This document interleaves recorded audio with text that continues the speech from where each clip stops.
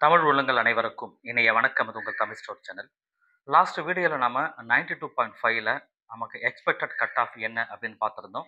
So NEET mark எடுத்த மாணவர்கள் result வரும்போது இந்தந்த கட் ஆஃப் நம்ம எக்ஸ்பெக்ட் பண்ணலாம். மதிப்பெண் குறையும் அப்படின்னு சொல்லியிருந்தோம். கண்டிப்பாக குறையும், அதில் எந்த டவுட்டுமே கிடையாது. சில மாணவர்கள் அதில் கமெண்ட்ல கேட்டிருந்தீங்க.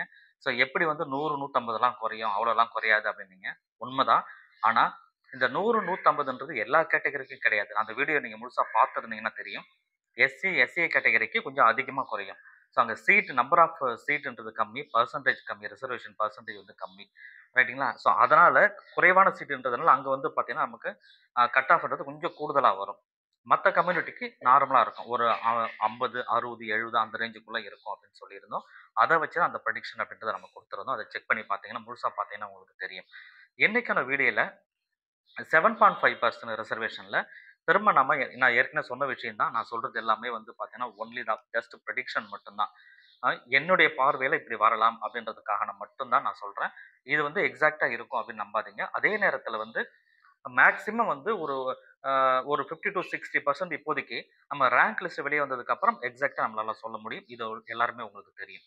அட்லீஸ்ட் ஒரு இந்த நீங்க உங்களோட மதிப்பெண்ணை வச்சு அனலைஸ் பண்ணி பார்த்து இந்த ரேஞ்சுக்குள்ள நீங்க இருக்கிறீங்களான்னு சொல்லி ஜஸ்ட் பார்த்துக்கோங்க இப்போதைக்கு. அதுக்கப்புறம் நம்ம ஒன்று வீடியோ போடும்போது டீட்டெயில் உங்களுக்கு தெரியும். ஃபர்ஸ்ட் வந்து பார்த்தீங்கன்னா 7.5% ரிசர்வேஷன் அப்படின்றது கவர்மெண்ட் ஸ்கூலில் படிச்சிருக்கணும். 6th 12th வரைக்கும் நீங்கள் கவர்மெண்ட் ஸ்கூல்லே கம்பல்சரி படிச்சிருந்தா மட்டும்தான் இது எலிஜிபிள்.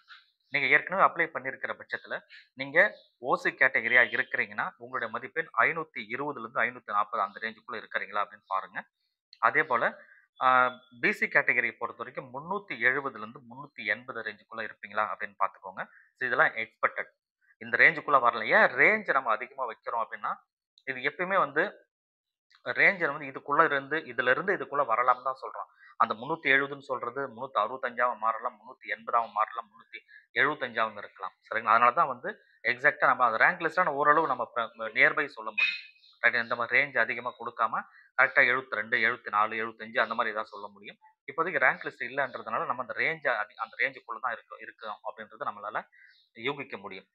ஸோ அடுத்தது பிசிஎம் பொறுத்தவரைக்கும் 350 to 360 வரைக்கும் நம்ம எதிர்பார்க்கலாம். எம்பிசி கேட்டகரியை பொறுத்த வரைக்கும் 380லேருந்து 400 வரைக்குமே நம்ம எதிர்பார்க்கலாம். அதே போல எஸ்சி கேட்டகரியை பொறுத்த வரைக்கும் 355லேருந்து 365 ஒரு 10 மார்க் டிஃபரன்ஸ் நம்ம எதிர்பார்க்குறோம். அதே போல எஸ்சிஏ கேட்டகரியை பொறுத்த வரைக்கும் 350 to 360. தென் வந்து எஸ்டி கேட்டகரியுமே அதே கேட்டகரியில இருக்கிறதுக்கான வாய்ப்புகள் உண்டு.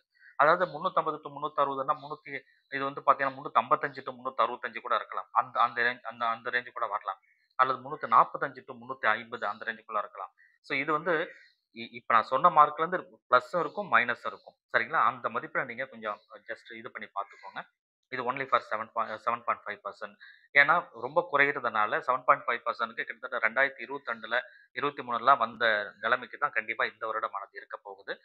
ஏன்னா அதுக்கு வேரியஸ் ரீசன் இருக்கு. அது குறைவதற்குண்டான காரணங்கள் அப்படின்னு பார்க்கும்பொழுது. இப்போதைக்கு நான் சொன்ன இந்த விஷயம் 7.5%ல இந்த ரேஞ்சுக்குள்ள நீங்க இருக்கிறீங்களான்னு பாருங்க. டோட்டலா நீங்க கவர்ன்மெண்ட் காலேஜ்ல படிச்சாலும் சரி, இது பிரைவேட் காலேஜ்ல கிடைச்சிருந்தாலும் சரி, எல்லாமே வந்து பார்த்தீங்கன்னா டோட்டலா free. Hostel fees free, mess fees free, tuition fees free, எல்லாமே ஃப்ரீ அப்படின்றதுனால இதற்கு கொஞ்சம் போட்டி அதிகமா இருக்க தான் செய்யும். ஆனா ஒரே ஒரு குவாலிஃபிகேஷன் 6th நீங்க 12th வரைக்கும் கவர்ன்மெண்ட் ஸ்கூல்ல படிச்சிருக்கணும் அப்படின்றதும். 2வது எந்தெந்த கவர்ன்மெண்ட் ஸ்கூல்ல நீங்க அந்த ரேஞ்சுக்குள்ள படிச்சீங்க, 6th 12th வரைக்கும் படிச்சீங்களோ, அதற்குரிய போனஃபைட் சர்டிஃபிகேட் அந்தந்த ஸ்கூல்ல இருந்து வாங்கி வைக்கணும். அல்லது ஒரே ஸ்கூலா இருந்தா, ஒரே ஸ்கூல்ல நீங்க வாங்கி வச்சிருக்கணும்ன்றது தான் இங்க விஷயம். ஸோ இத மட்டும் நீங்க கரெக்ட்டா பண்ணியிருந்தீங்கன்னா போதுமானது.